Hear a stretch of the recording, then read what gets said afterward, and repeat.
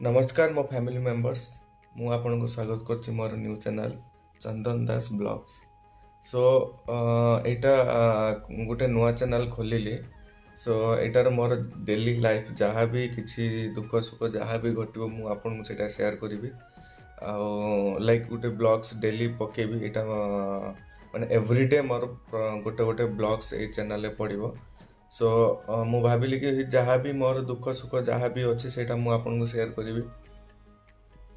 जदि आपन को से जिनसा भल लगे please like and share and subscribe करेंगे।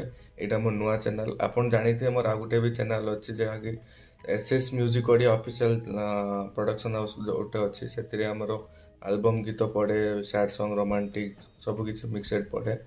आउ भाविली कि जहाँ भी तार बीटीएस किसी पड़ो ये चैनल पड़ो जहाँ कि आमर से प्रोजेक्ट होची।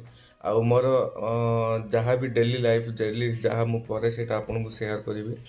आउ माने मोर जो मु एक्चुअली ओडिशा रे रुहे मु हैदराबाद रे रुहे।